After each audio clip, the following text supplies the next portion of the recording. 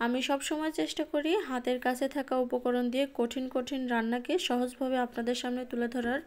আজকে একদম ইউনিক একটা দুর্দান্ত স্বাদের রেসিপি নিয়ে চলে এসেছি। তো কথা না বাড়িয়ে চলুন চলে যাচ্ছে মূল রেসিপিতে। এখানে আমি পরিমাণ মতো পানি দিয়ে দিয়েছি। পানিটা ফুটে আসলে তার মধ্যে দিয়ে দিচ্ছি পরিমাণ মতো লবণ। এখন এখানে আমি চালের গুঁড়াটা ব্যবহার করেছি। আপনারা চাইলে ময়দা দিয়েও এই এই কটকটিটা বানাতে পারেন।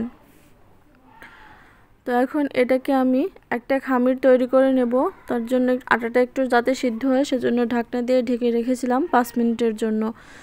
এখন একটু পানি দিয়ে এটাকে এখন গরম থাকা অবস্থায় মথে নিতে হবে।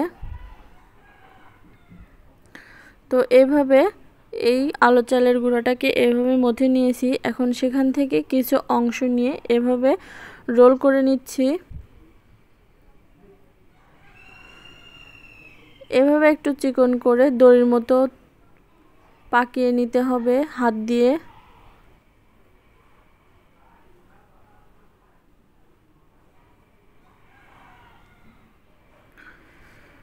তারপর একটা ছুরি দিয়ে টুকরো টুকরো করে কেটে নিতে হবে।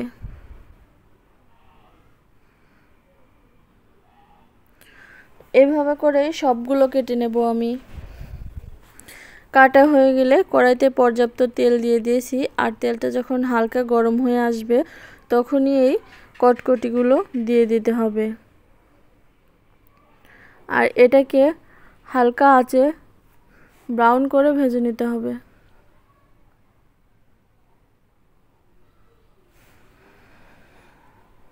নেড়ে চেড়ে আমি এটাকে ভালো করে ভেজে নিচ্ছি। আজকের রেসিপিটা আপনাদের কাছে যদি ভালো লেগে থাকে লাইক কমেন্ট এবং বেশি বেশি করে শেয়ার করে দেবেন। আর আমার চ্যানেলটাকে সাবস্ক্রাইব করে পাশে থাকা বেল বাটনটি অন করে দেবেন। তাহলে পরবর্তীতে যে কোনো রেসিপি ভিডিও আপলোড করলে নোটিফিকেশন আপনাদের কাছে পৌঁছে যাবে। তো এভাবে লাল করে ভেজে নিয়েছি। এখন এটাকে গুড়ের শিরায় দিয়ে দেব।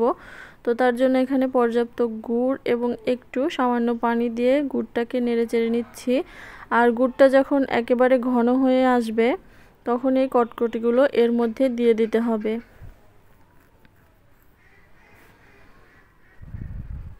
এ পর্যায়ে লো হিটে 1-2 মিনিট এভাবে নেড়ে চেড়ে নামিয়ে নিতে হবে।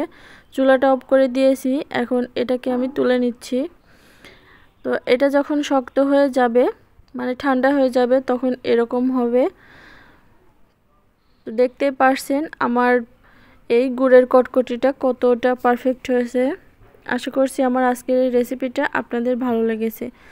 এই ভিডিওটা যদি ফেসবুক পেজ থেকে দেখে থাকেন তাহলে পেজটাকে ফলো দিয়ে রাখবেন। তাহলে যে কোনো সময় ভিডিও আপলোড করলে নোটিফিকেশন আপনাদের কাছে পৌঁছে যাবে।